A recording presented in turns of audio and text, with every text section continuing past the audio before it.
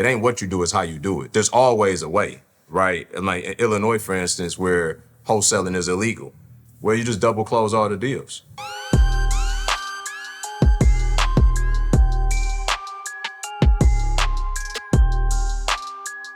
My question is, I guess not going into your market where your properties are, but what markets would you look at right now, as far as bird strategies, buying holds, and what's the population you're kind of looking for So I never, in that area? yeah, great questions. I never really focus on population as much as I focus on demand, right? I think that it's a lot of metrics, and plenty of people argue me on this, right? But I mean, I just got proof of concept. So I think it's always about what's the demand in the area, what's the vacancy rates, what's the available units for rent. Like I'm more looking at that than I am the population.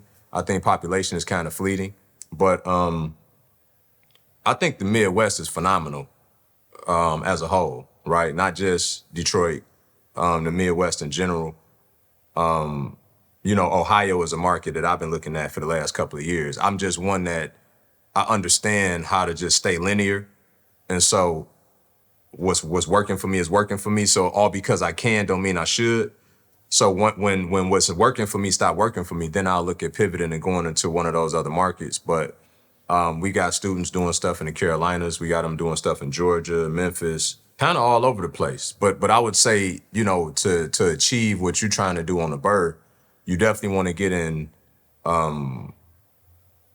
you know, what I would say low barrier to entry markets with higher equity, right? You know, and I say that because when you look at the suburbs, for instance, typically there's not a lot of equity, a lot of spread in those deals because those areas were never really compressed.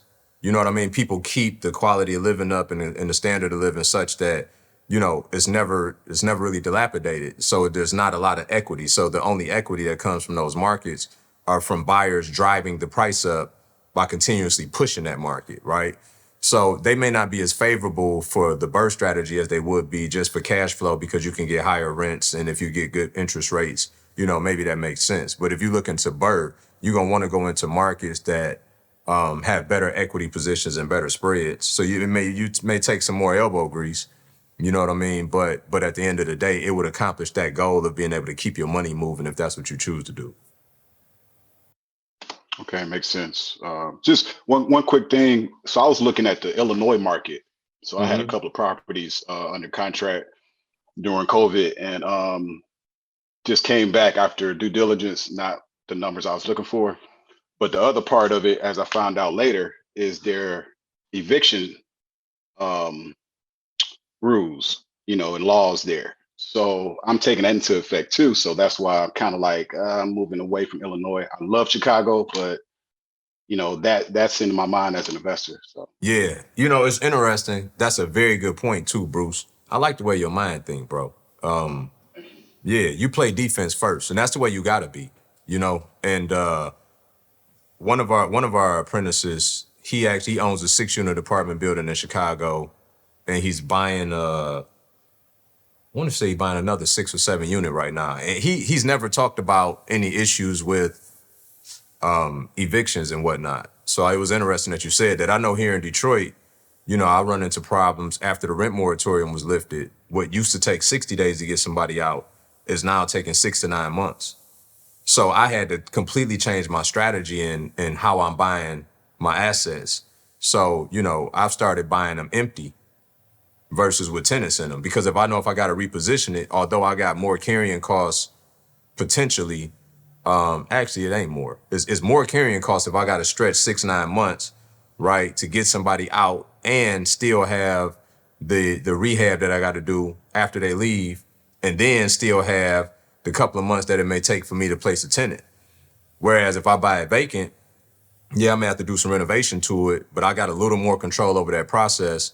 And then after that, I'm putting my tenant in from day one as opposed to assuming somebody else's problem, right? I wouldn't really trip about assuming their problem if the problem didn't take so long to get rid of. Does that make sense? So it's always right, and y'all hear me say this over and over again. It ain't what you do, it's how you do it. There's always a way, right? And like in Illinois, for instance, where wholesaling is illegal, where you just double close all the deals. You know what I'm saying? Like just double close all the deals instead of doing a assignment of contract. So it's always a way.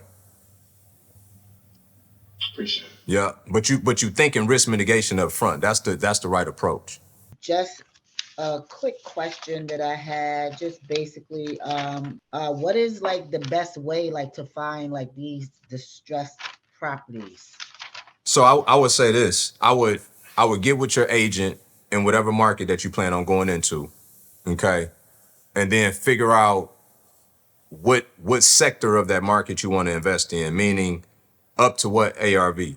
Okay, now we recommend to our students that they stay in markets it's $250,000 or less because typically that's where the larger demographic of buyers are, right? So, and I know you live in New York, so we having a foreign conversation right now, but in most markets, $250,000 or less is going to be like the largest demographic of buyers. Those will be your working class people, your middle class people, right? Once you start getting over 500,000, 400, 500,000, that starts to become a luxury market in most markets.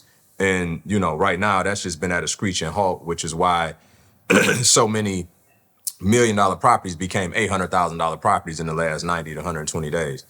So that would be the first thing. In doing that, though, now you tell your agent, hey, look, so I'm looking at properties, in this market, 250 or less. Can you start sending me distressed properties in this market? So that means that they should start sending you stuff that's probably $140,000, $150,000 on the purchase.